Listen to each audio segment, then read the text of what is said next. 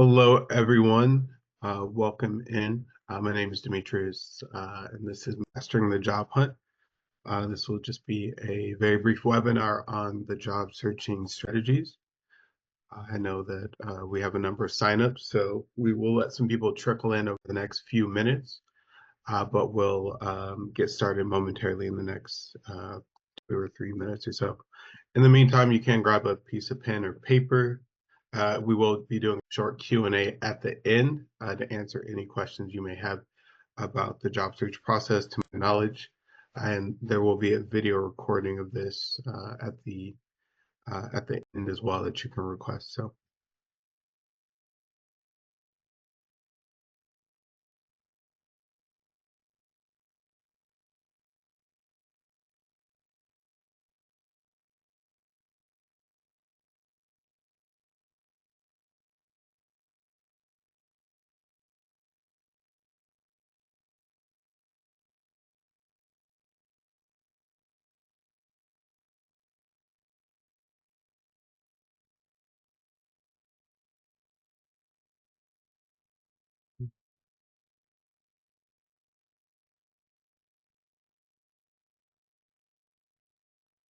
Hello again for everyone who's slowly getting in. We will be starting momentarily. We just have a number of signups that we expect to be joining us. So.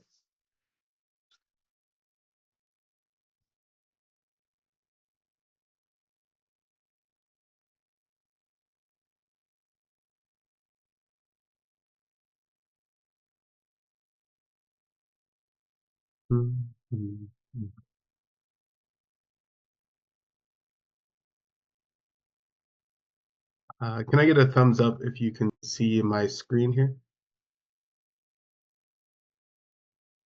Thanks, Daria. Heidi. Hadiza, is that how you say your name? Very beautiful name. Perfect. Thank you, everybody.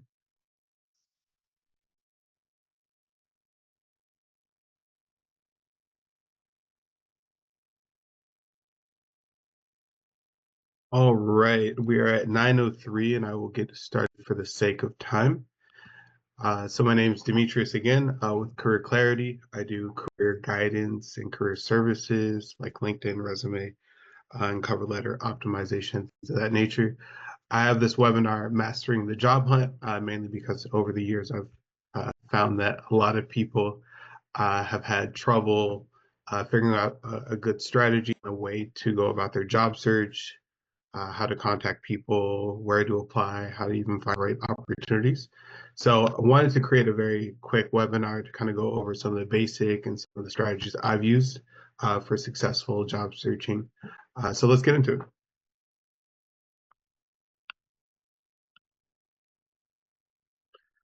So today I just want to kind of go over these specific topics here, right? There's a lot of elements to the job search, right? There's, kind of first finding what you want to do, how to find people, how to understand negotiating, interviewing, resume writing. Today, we're going to talk about the job search strategy specifically, like how we go about applying and researching and finding opportunities. So we will kind of go over some of these subjects here, including just how to do some market research, how to find the right opportunities for you, how to find the health of companies and things of that nature. Two, we'll talk about a very basic job search strategy, which is called the LAMP list, which comes from the 2-Hour Job Search. It's a great book on job searching and modernizing your job search. And then we'll go over some basic and effective like networking messages as well, right? So what do we say to people? How do we get them to respond to us? Which is a very big challenge for people as well, right? So some of the issues that come up in the job search that we'll try to go over today is, applying to, 20, 50, 100 jobs plus with no responses, getting 0 interviews since the start of your job search, or 1 or 2, right? If we're not getting any response on LinkedIn or through any other platforms. And as well, how do we organize, how do we keep track of all of these things, right, when we are applying to so many places, which is a very, very common issue with a lot of the individuals that I work with. So before we get started in some more of our material, I just kind of want to go over my specific background. Like, why do I talk about, job searching at all, right? So a lot of my background comes from my 4 years or so in recruitment. So I worked in a number of organizations doing manufacturing and logistics and life science recruitment, targeting scientists, research associates and lab technicians, right? And why that was relevant, why that was important to my ability to help with job searching is really helping individuals tailor their resumes, how to write cover letters, how to collect references, really talking to hiring managers on a daily basis, understanding what they look for, what things turn them off, what were their yellow and red flags, right? Which is a lot of the information I try to bring to you all. I spent some time as the HR generalist as well for a small jewelry company where I got to hire on board and do some of those things on the other side of the desk. And last, I spent a lot of my spare time doing something called authentic relating, which is a interpersonal communication practice where we get strangers together and teach them how to build rapport and really express and enhance their emotional intelligence.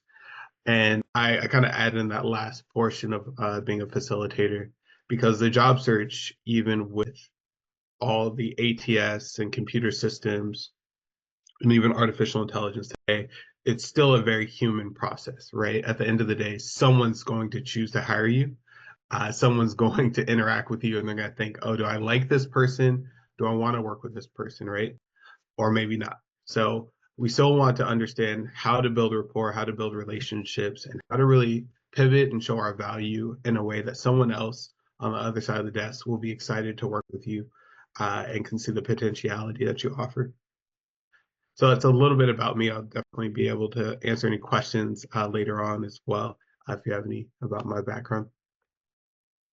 So before we dive in and get super into the content here, I wanted to talk about some of the quick tips that I like to just share, which are just generally common facts, right? Like for example, with LinkedIn, you can have over 30,000 connections. For those who are not familiar, which I'm guessing a lot of you are, LinkedIn is a social media platform used by professionals to network, find jobs, and to showcase their skill set and the work that they've been doing, right? So for the average person I know, they have sub 500 or sub 600 contacts on LinkedIn. 30,000 contacts really covers the gambit of everyone who's a decision maker or someone who's really powerful in the hiring process for you in your industry, right?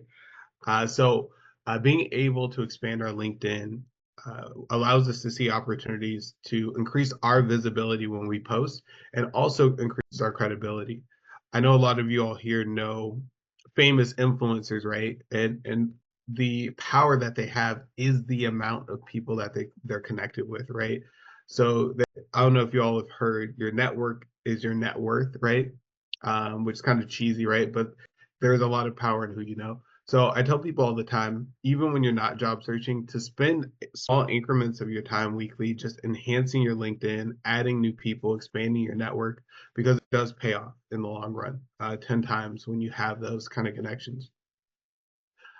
Speaking of LinkedIn, another tip that I found really helpful, especially when we talk about connecting with people, is that only about 50% of people utilize their LinkedIn on a monthly basis, statistically, right?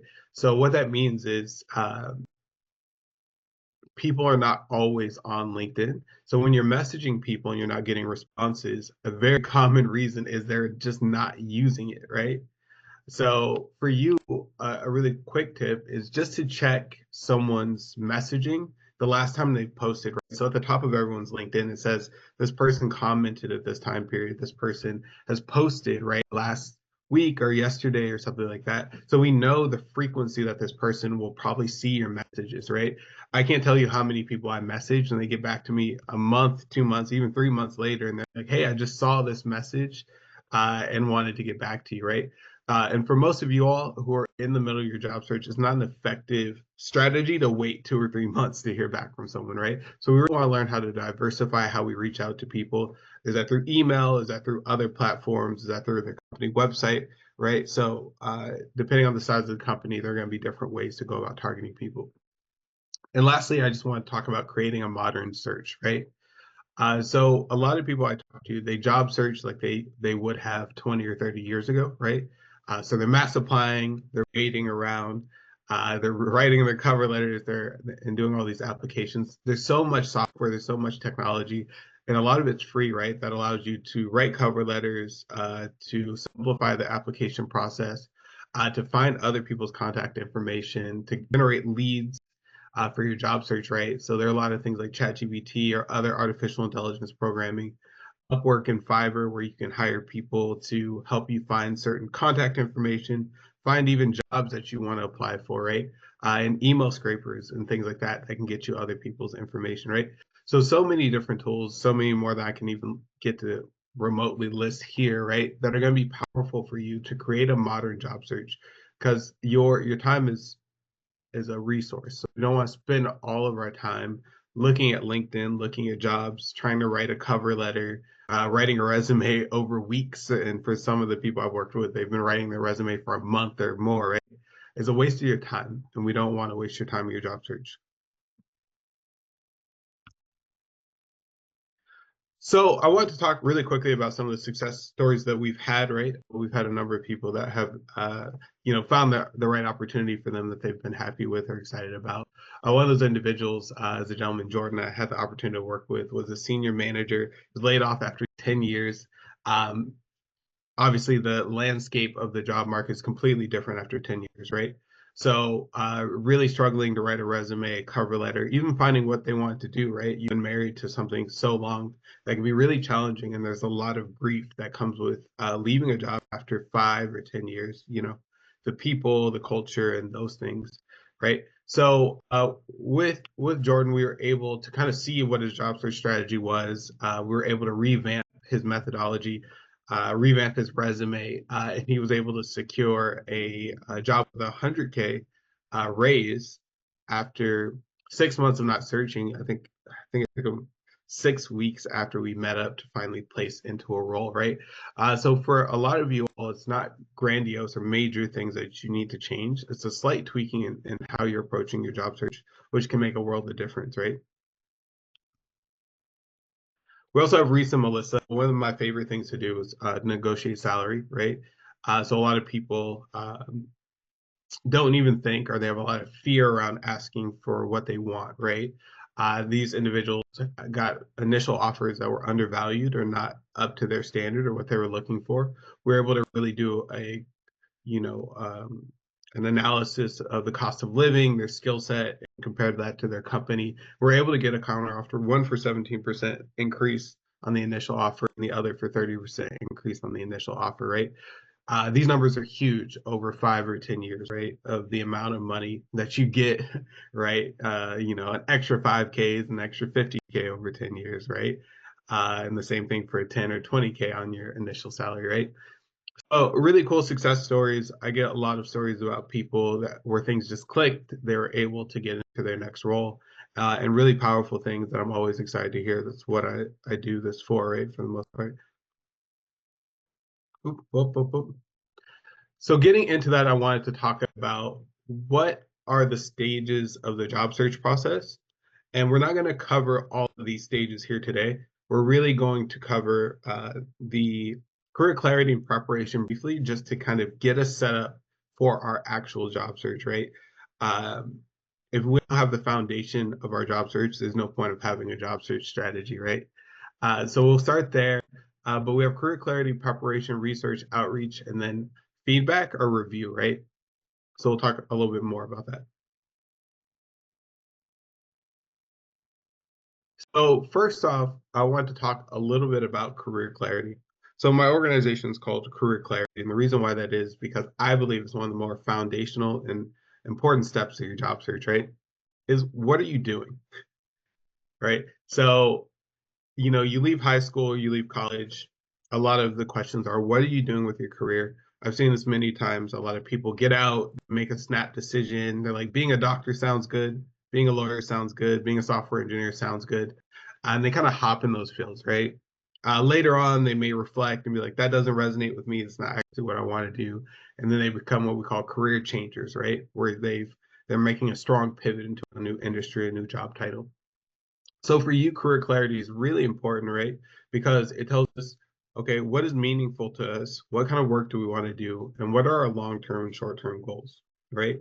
So some of the things that we utilize early on to really figure that out is we have to do a lot of self-reflection. There's no getting around the self-reflection part of that, right? A lot of individuals end up, you know, struggling and they kind of just don't know what they want to do. So there are a lot of really cool tools. The Myers-Briggs, there's a number of career tests online as well, which I can reference you all. There's things like Strength Finder, right, which are really cool personality tests. And these tests are really helpful because they give us maybe not the full picture of who we are or what we're looking for, but the more you take and the more reflection we do, the more we start to add pieces to the puzzle of who we are and what we feel comfortable with, right? So some of these questions, especially regarding work, is what kind of environment do I work in, right? Do I want something fast paced? Right? What kind of leadership do I work well under, right? Do I like someone that's like a drill sergeant, or do I want someone who's really soft and gentle in their communication, right? Do I like to travel a lot? Do I like to be on planes at all, right? So there are a lot of questions that we can ask, and each question gives us slightly more clarity into the kind of role or industry that we'd be successful in. And so those include our strengths, our weaknesses, our general interests, right? Another helpful tip here is, especially in your job search, just create a job searching journal, right? A really good way for you to write down some ideas, things that stood out, small wins, areas where you can work on your job search, and general inspiration in some of the roles that excite you and roles that don't excite you, right? And kind of understanding why those things come up. Next, we want to talk about in our career clarity stage, what are your career goals? Right. For all of you, simplistically, you want to make a lot of money and you want to retire early, is most of the people I worked with, right? But besides that, we want to get a little bit more clear about what that looks like, right? So initially in our first 1 to 3 months, most of you all on this call, you want a job immediately, right? So for you, it's really important to move into that next position. But outside of that, we want to think about what do we want our life to look like? What does our work-life balance look like for us? If that's what we're going for. Do you want to be a CEO? Do you want to work remotely? Do you want to work for a little while and then transfer into your own business, right? And so if all three of those things are completely different in the way that you would approach them, right? And how you gain your skills and how you think about your long-term career. So our short-term and long-term goals are important. You want to make sure that you are staying up with those and really checking to see if your current job decisions are aligning with those long-term goals. I see a lot of people make quick decisions that actually are counterintuitive to what they're looking to do in the future, right? So for you, that's why this career clarity stage is really important.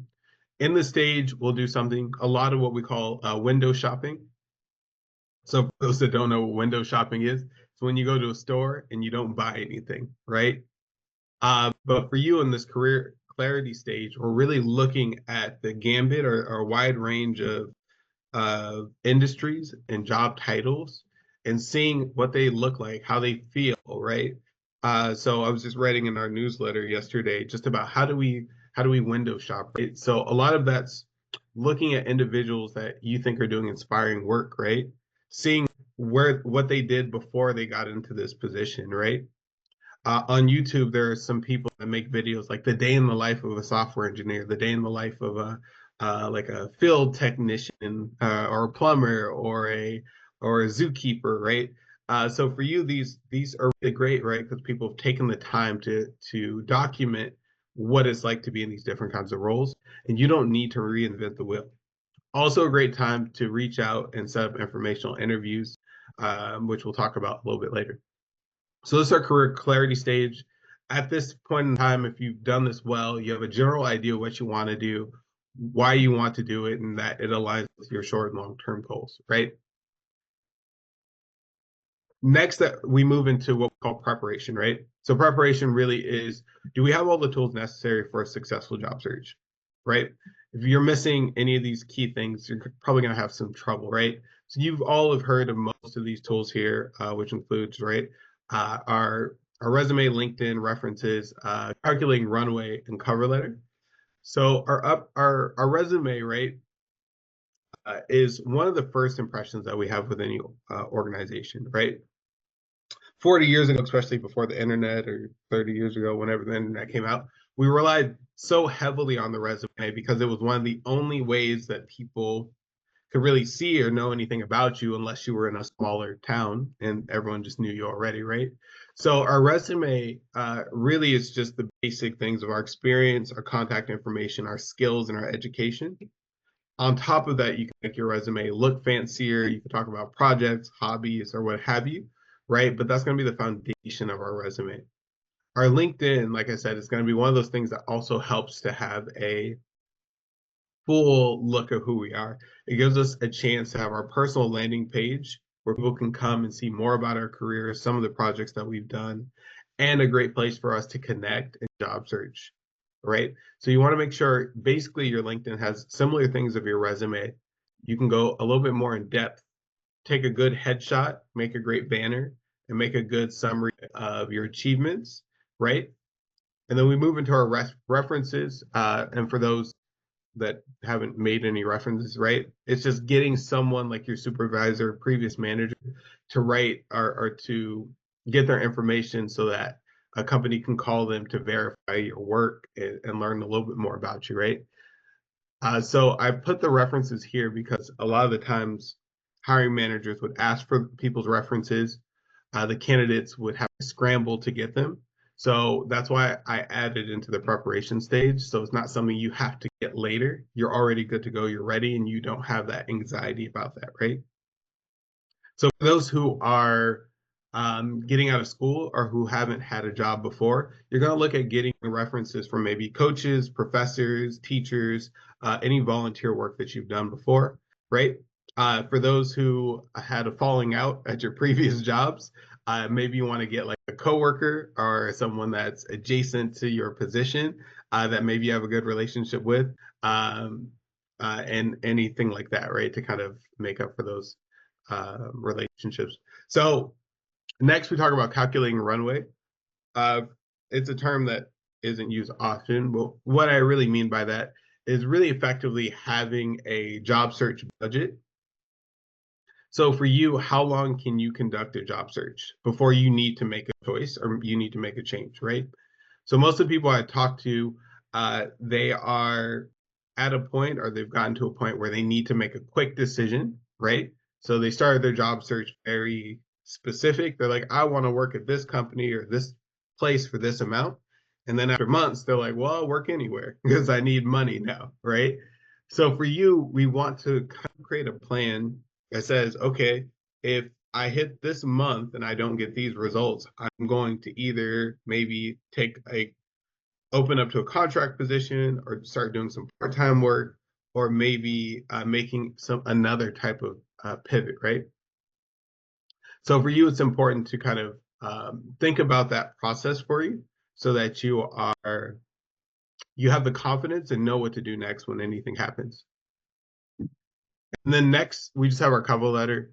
I personally don't like writing cover letters. I think it's a lot of work for, you know, I mean, I think your resume and your LinkedIn tells a lot about you, but cover letters are required by a lot of organizations. You really just a customized version of why you want to work at a place and why your skills overlap with that place, right? So really highlighting and creating a overview of your skill set. So for your cover letter and your resume, I always recommend creating a master copy of those things, right? So a master copy really is just a baseline copy that you can customize in a short amount of time to apply to any opportunity. So I don't want you to reinvent the wheel every time you apply to a place. It's a really big waste of your time. You're going to spend hours doing that, especially if you're applying to places at a high volume, right? So I do offer, especially for those that actually come to the webinar, a job search audit. So I spend time with a number of people in a week, kind of going through your job search, how that strategy has been going for you, going over your career goals, and maybe small tweaks that you can do, right, that I have the opportunity to kind of figure out in that time period. So really just a nice conversation to kind of see how things are working out for you. So yeah, feel free if you feel inclined, or you can utilize more support in that way. So we're gonna move into our job search strategy, right? So firstly, I wanted to talk about collecting information, what I call market research, right? So we want to talk about what does it look like to understand your industry, understand your job, understand the skills required, right? So the amount of people I talk to that don't know much about their industry is really, really high. Um, they, excuse me, they know a lot about their work or the work that they've previously done, but they don't understand the industry as a whole and some of the flows or trends that are happening, right? So first off, I want to talk about identifying target industries and companies, right? So when we talk about market research, we're really asking what companies are hiring, which companies are healthy or not, right? Which companies have new technology coming out, right? Which companies, hire people from my background or my school, or things of that nature, right? So there's going to be a multitude of ways for you to gather information, right? So with the job search, I think a lot of people are looking for really big solutions to how to job search. A lot of what we focus on, right, is consistency and having a slight edge above the other people in the market, right? And a really good way to do that is just to know what's happening in your specific industry. So some of the tools that we utilize for that, LinkedIn's great, right? LinkedIn has 1.3 billion people on it, right? Most of the people, especially in the United States, are on LinkedIn. Probably about 80% have a LinkedIn, something like that. So they've really been able to collect trends. They know they can tell you, especially like with something like LinkedIn Sales Navigator. I can say how long people stay in the company, right? So it may be like a year and a half or something like that. It tells you where they hire from. So it says like, oh, half the people came from this previous company, or came from these colleges, right? So this information actually is incredible for you, right? Compared to someone that doesn't know those things, because it allows you to speak with authority and allows you to really approach companies from a place of strength, right? So a couple of tools, LinkedIn Sales Navigator is like $99 a month, right? You can get this special deal. LinkedIn doesn't pay me at all, so I get zero money from this. But I do think it's a great tool. I've utilized it several times before. So you can get a deal that's $49.99, so $100 for 2 months, right? Which to cover most of your job search. You can get a lot of insight, and also gives you the opportunity to connect with what they say decision makers, right? So people that will hire you in the future, right? Or those people that make those decisions. So really powerful for that. There's PayScale, which we talk about salary insight, right? So a lot of you and people that I've worked with, they don't know how much they are worth on the open market, right? So when I ask people, how much do you want to get paid? They're like, they throw out a numbers like 80,000, 100,000, 200,000, right? 250, and that's all good, but that doesn't work out well if it's not going to, if you're not aligning that with what the market's needs are, right? So for you, things like PayScale, Glassdoor are really good tools to tell you how much people are getting paid in these specific companies in your area, right? So that you can create a range that you can actually negotiate from and do that successfully. So Glassdoor is also a really cool tool. I know it's here in the United States, I believe Canada as well. I'm not sure all the countries. I know some of you all are international right now, so you may have similar websites. If not, they should be made where you can give company reviews. They use a 1 to 5 star system to really rate how great of a company it is, right? So a good company, they talk about culture, the interview process, they talk about benefits, they talk about pay, and growth potentiality. So for you, that's really helpful, especially to go into interviews to choose what kind of companies you want to work for, to see what people are saying, right? So if the company has a 2 out of 5 stars, you're like, something may be off, right? So you want to investigate yourself, but also to take some of these things with a grain of salt, because people who have bad experiences usually, not always, but a lot commonly leave reviews, right?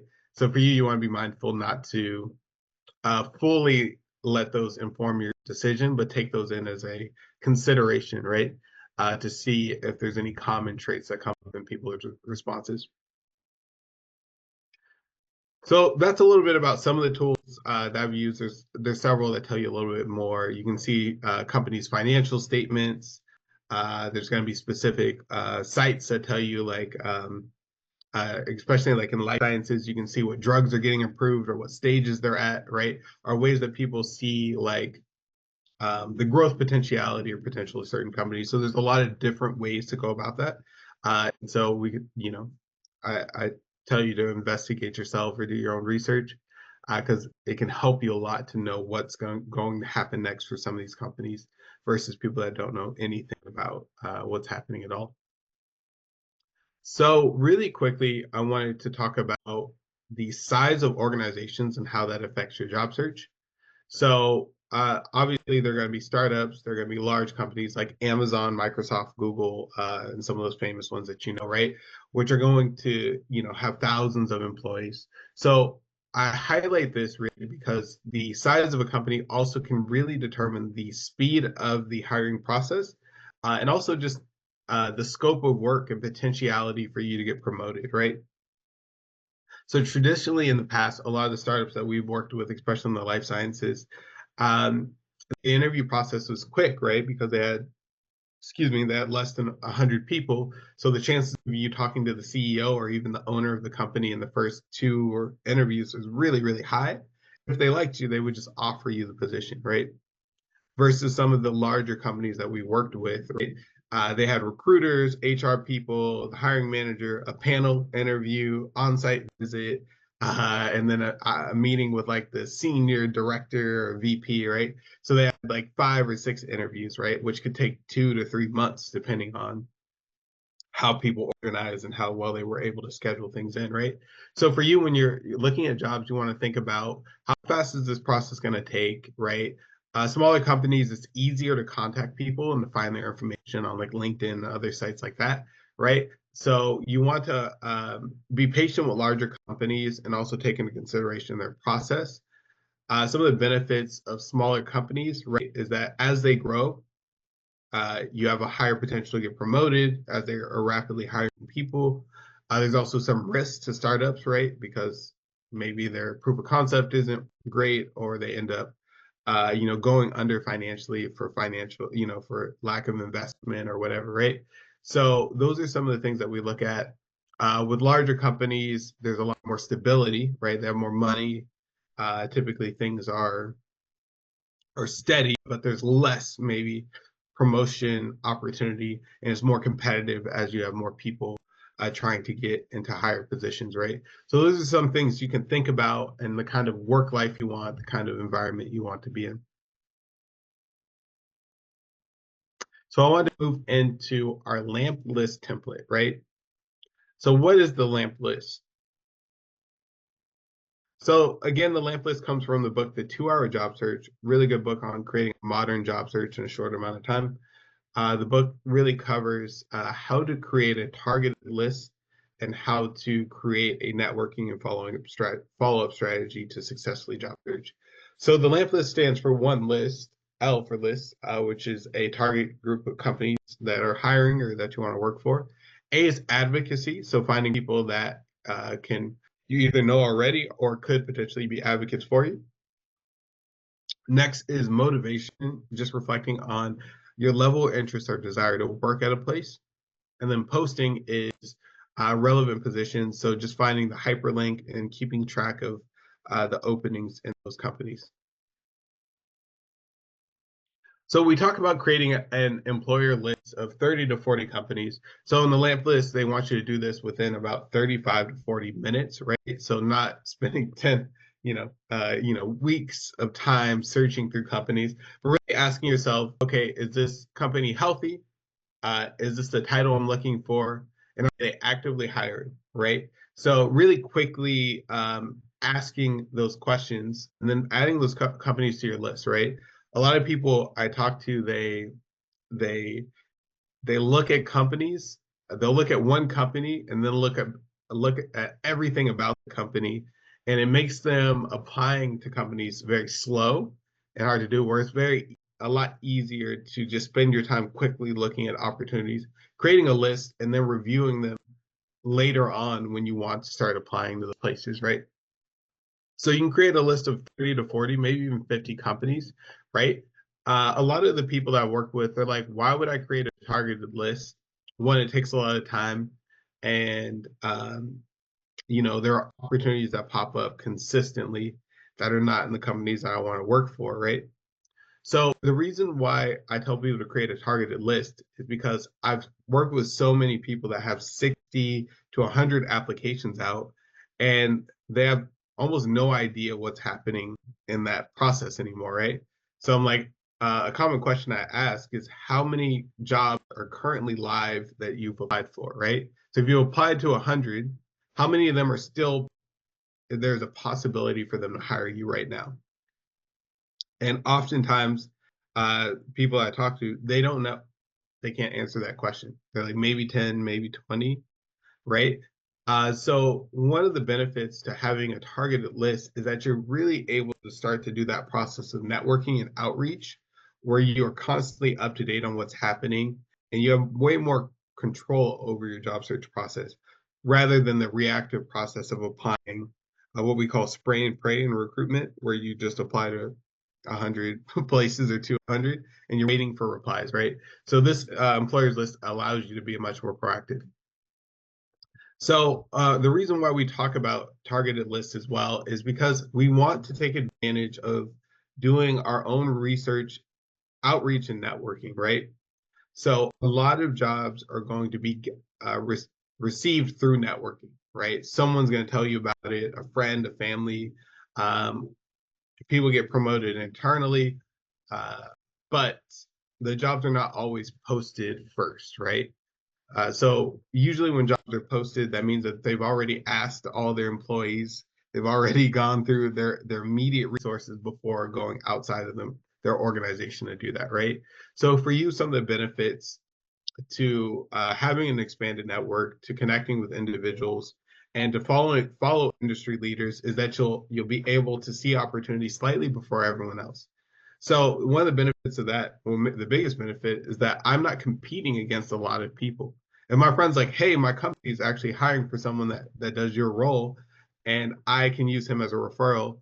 I have such a higher chance of getting into an interview and then getting into that position than me just cold applying to a place that's never heard of me, that doesn't know me, and I'm in a list of 150 people, right? So that's why we talk about having a targeted list and really using networking and advocacy to get that slight edge, right? Is it always 100% foolproof? No. You want to diversify and still continue to apply. So advocacy, and what we mean by advocates, are people that are supporting you in your job search to some capacity, right? This may be family and friends, right? They have the highest investment in your success. So do they know anyone? Do they know organizations? Who are they connected with? Everyone that you know has their own network, has their own list of 500 or 1,000 people on LinkedIn.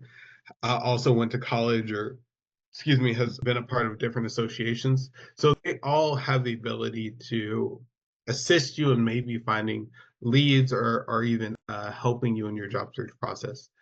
Outside of our family and immediate friends, right?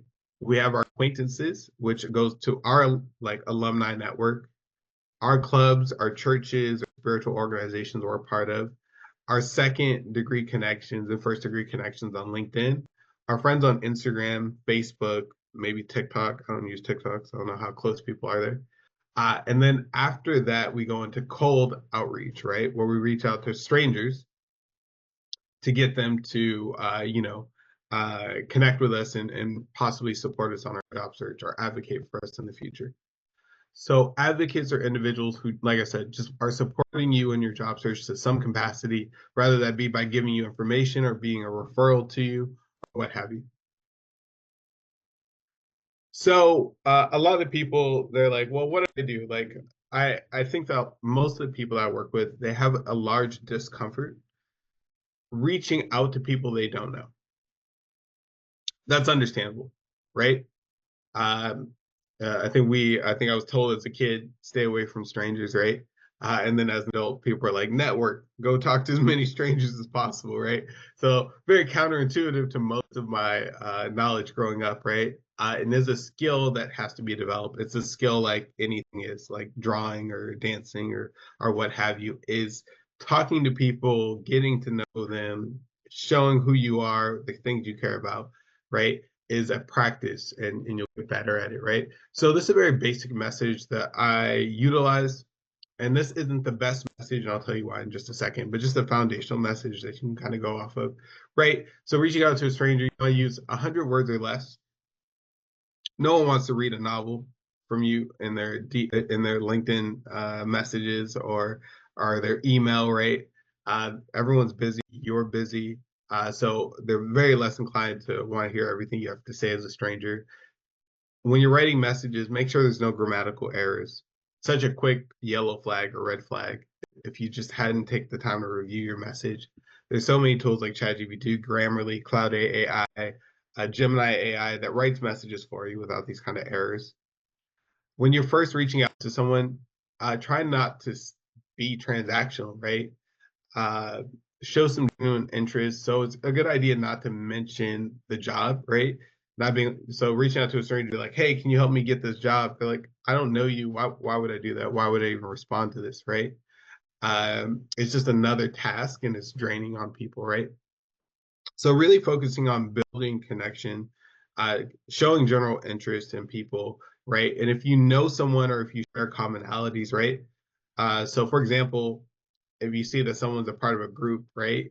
You can join that group and then be like, hey, I see you're in the same group as I am.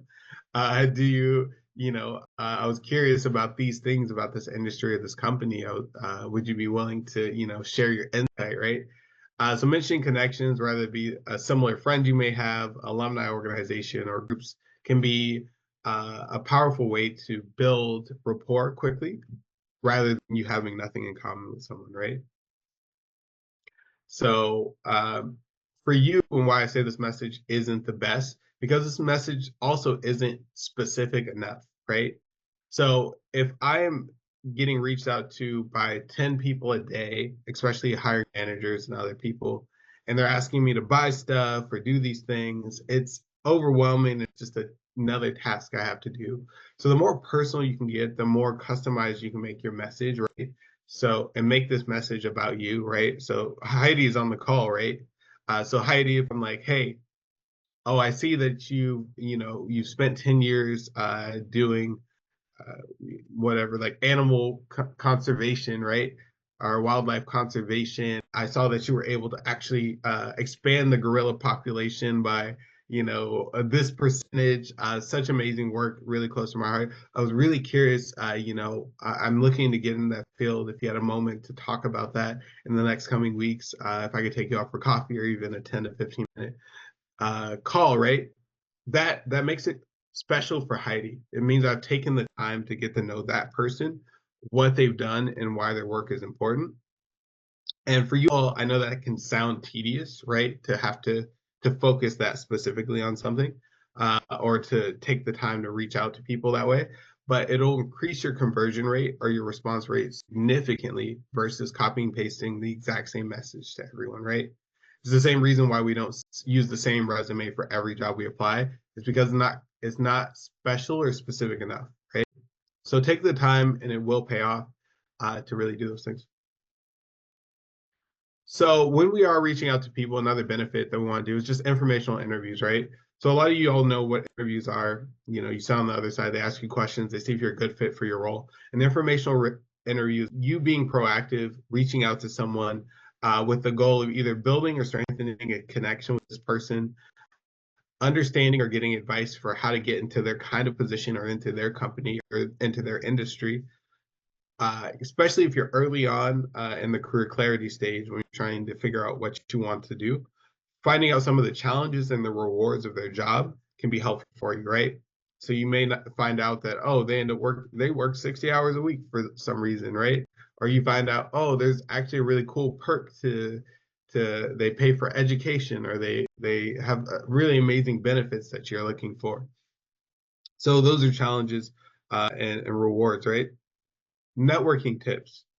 A great person to tell you where to find and connect with other professionals like them is someone in that industry or in that job, right? So see what conferences they go to, what groups they're a part of online, right?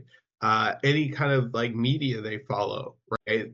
Most jobs, most organizations have specific groups that oversee certifications, oversee, important trends in that industry. So you want to find out what those are so you can follow them and be a part of those groups. Right? Additional resources as well, maybe what education you need, what certifications should I go after, what technology should I learn, are there any methodologies that are up and coming that I wasn't aware of that you may know, right? So this is a wealth of information that you wouldn't have access to otherwise, right? So informational interviews can be key. If you could target even one a week, can be really insightful. I tell people all the time, if a 10 to 15-minute call gives you a one piece of wisdom that can shift your job search, that can build your relationship, it's going to be well worth it, right? Lastly on our list is motivation posting. Motivation is just how excited am I about this role, right? So as you learn more about a role, you'll take, on a scale of 1 to 5, you may change it, from a 2 to a 5 because they have a great team, great leadership, or you may take it from a 4 to a 1 because your commute would be 2 hours, and your boss seems really grumpy and is really like yells at people all the time, right? So for you, you want to understand your motivation, one, to learn more about yourself, but two, to prioritize your job search and to really prioritize following up with the companies that you're really excited about is a good idea. And then posting is just taking a hyperlink, putting it somewhere that you can easily go back to and pull the job up for reference, right? Excuse me. So that's our lamp list there. I have some examples, which maybe I'll have time to show you later on. So really briefly, I want to talk about follow-up. So a large portion of the people I also work with, they don't follow up at all after they apply to companies. They don't follow up after they've sent one message to someone. Uh, Usually, it's maybe a lack of understand the importance, or maybe they feel like they're bothering people. But I'll tell you, oftentimes it can take 2 to 3 messages for someone to respond. Maybe they're busy, maybe they didn't see it. But for you, it's showing persistence, right? Obviously, you want to make sure your message isn't desperate, right? Like, please give me a job, right? But you're like, hey, I was really interested in speaking to you, or following up on this opportunity.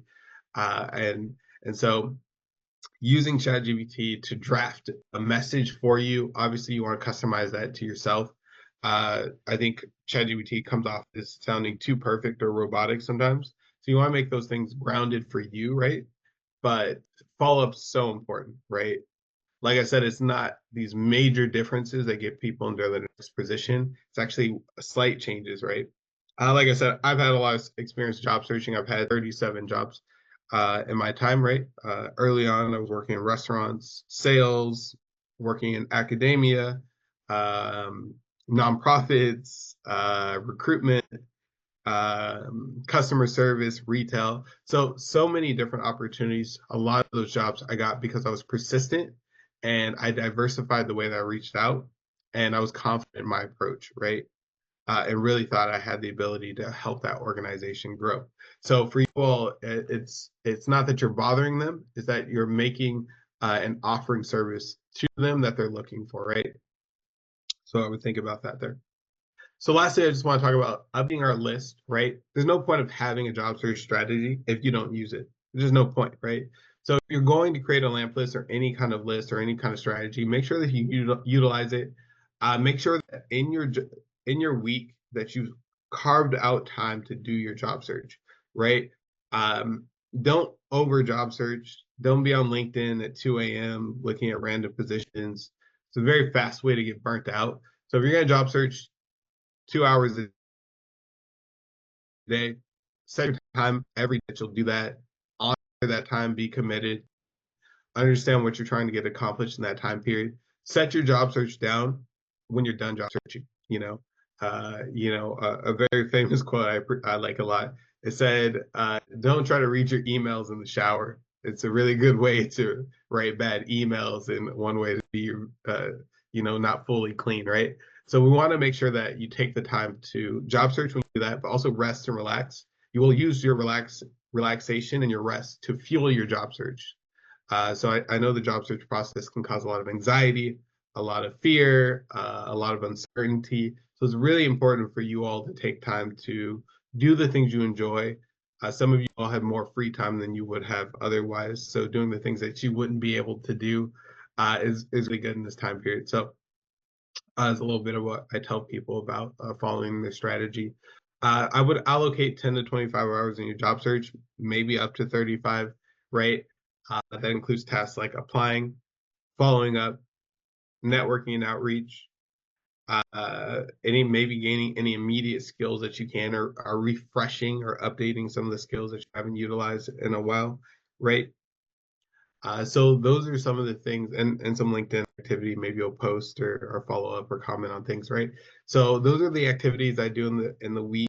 Also informational interviews, right? So make sure, like I said, follow your time, set that time aside. Use this as if it's a part-time job, and that you're a good employee, right? So don't show up late to your own job search. Don't put off tasks that you know you need to do. One of the biggest problems that I see people have as well is that they get discouraged, they get a lot of rejections, and then they just stop doing their job search for days or a week at a time. And the work that you do today is what the results you'll get weeks later in your job search or a couple weeks later. So you want to make sure that you're consistent even when things don't seem to be going well. You want to trust your process, right? And if we're not getting any results, then we want to review each of our steps, career clarity, outreach, our preparation tools, and then see what we need to change, right? To tweak to make things different results, right? Lastly, make sure we tailor our resume cover letter. I know it sounds obvious. A lot of people, they're sending similar resumes to, 20 or 30 organizations. When we talk about 200 people applying to a company, and your resume isn't customized, theirs is, they're going to have that slight edge, and the difference between you getting into the top 5 people getting interviewed and you not is a higher chance when you haven't taken the time to really make sure that you are showing that you know those skills, right? So we have about 7 minutes or so left. I wanted to open up the floor to Q&A. You can feel free to type in any questions you have in the chat. I will answer them all to the best of my ability. And yeah, we can follow up from there.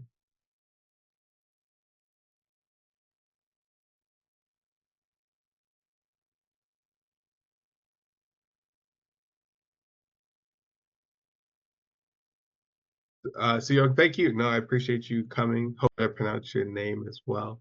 Hopefully this session's been helpful so far. Like I said, I've been in the job search many times, so I know the how strenuous the process can be. But I very rarely met anyone that's been unemployed their whole life. So we will all get jobs. It's just a matter of time until that happens, and you can do things obviously to be more proactive in that process, right?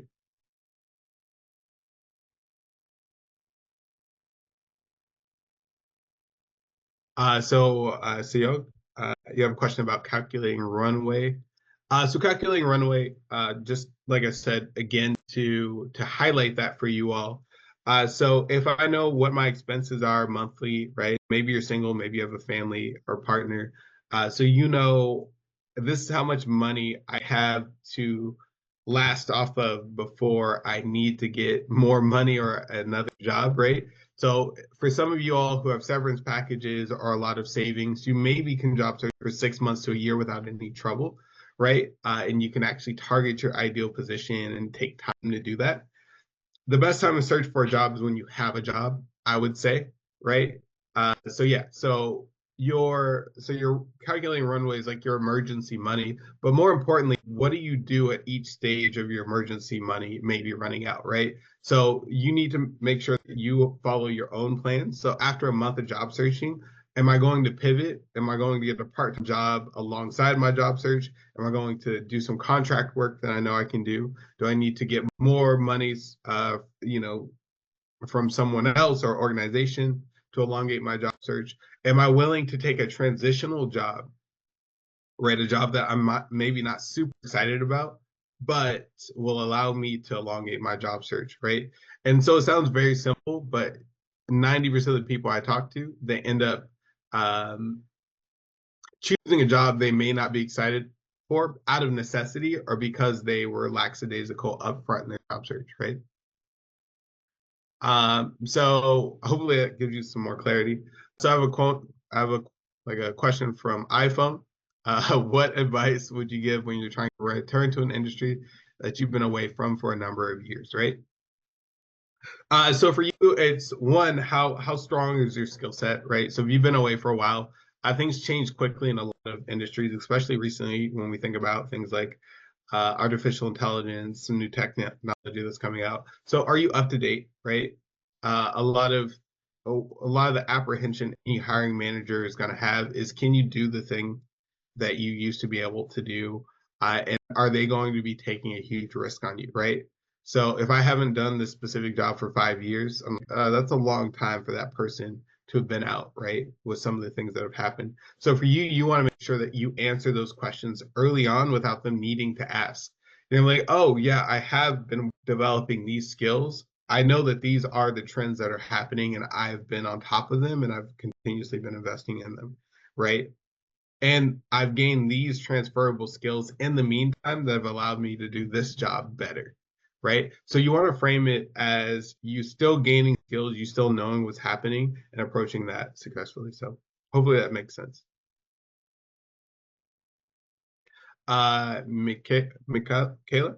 Michaela, hopefully I'm pronouncing it right, has a question. Could you shed some light on CV format, especially considering ATS? Also, I have over 15 years of work.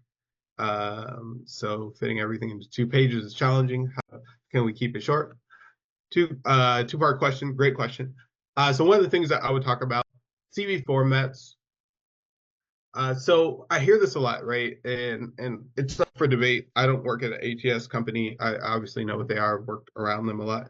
Um, they're very intelligent systems, right? They're not. I think a lot of people have a fear that if they make their CV a certain way, that the applicant tracking system cannot understand it, right?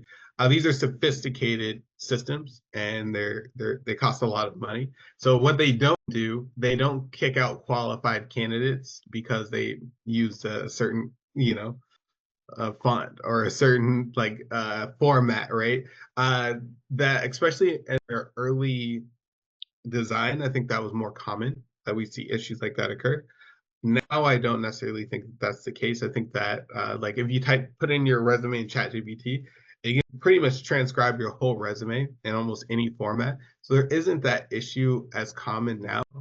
So I wouldn't be as concerned. I wouldn't have any funky I wouldn't like make an art project out of your resume. I wouldn't have like spirals and words all over the place that aren't clear to understand for a system.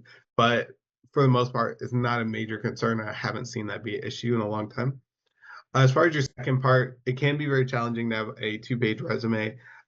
For you all, it's really like, especially depending on the position, one, you want to keep maybe maximum of 10 years experience.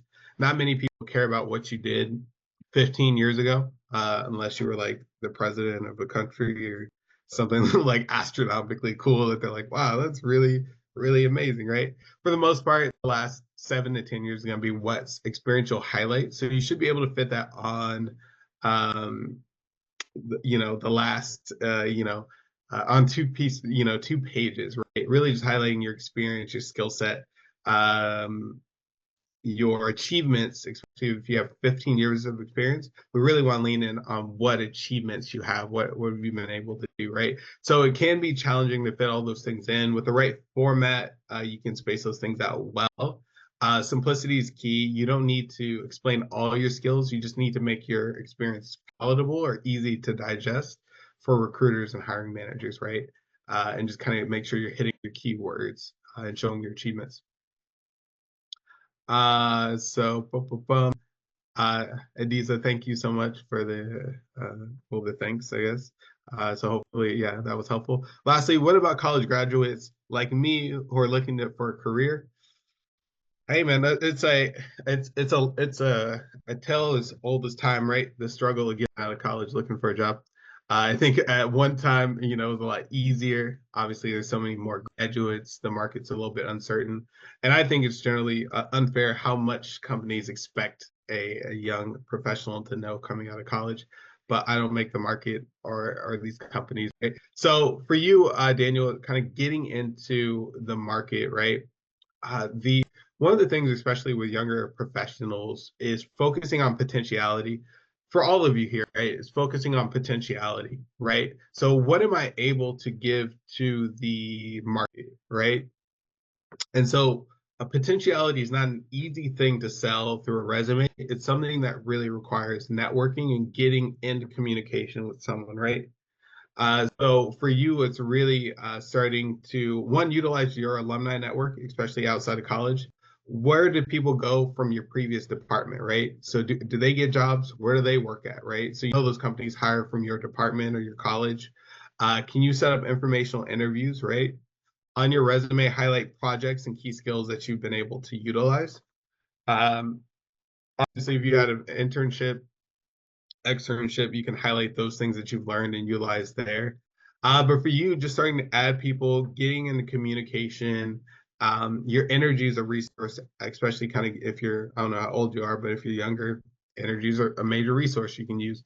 But getting out there, talking to people in person over the phone and through LinkedIn is going to be great for you. Setting up like the networking opportunities is going to be key. And then just demonstrating that you are hardworking, trustworthy. Those soft skills are underrated, right? There are a lot of people that can do things that doesn't make them a great employee. So for you, you want to rely on showing and demonstrating that you're willing to learn, you're willing to put in the time, and that's going to get you in those first opportunities. That's going to get a lot easier after your first job because you'll have some experience to speak of. But it's just this first hurdle, and you absolutely can do it. There's going to be companies out there willing to hire. So depending on what you do, if you're like, I don't know, like a underwater basket weaver, it's gonna be a little like more challenging than this market. So it depends on your industry, right? And so you want to target your specific roles carefully, right? It's gonna be key. So it looks like that's one of our last questions. Daniel, I hope that was helpful to some extent. So for everyone here, thank you so much for showing up for me and showing up for yourself today. I really, really hope that this has been helpful to you. You can feel free to sign up for our newsletter. I try to make them as helpful and not just easy, right? But really give you some tips to job search. Like I said, it's not big things you need to do; it's the small things consistently to make an effective job search. So stay positive, stay healthy, and like I said, make sure that you're recharging yourself as well. Do the things you love to do. That energy, positivity boils over to your job, right? And your job search, it allows you to be enthusiastic in your interviews and when you talk to people, which is infectious. So thank you so much. I hope you all have an amazing rest of your Sunday, wherever you are in the world, and I look forward to staying in touch with you all. For those who want to, the barcode, I had someone ask here for me to share. So I will share this again for anyone that's looking. Looking to kind of utilize that there. I'll leave it on for a minute or so before we take off. But for the rest of y'all, best of luck. And I'm full support of you, at least spiritually and emotionally, wishing you the best. So take care.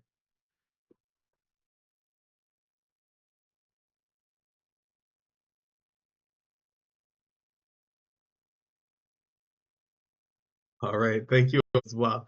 All right. Appreciate you. Take care.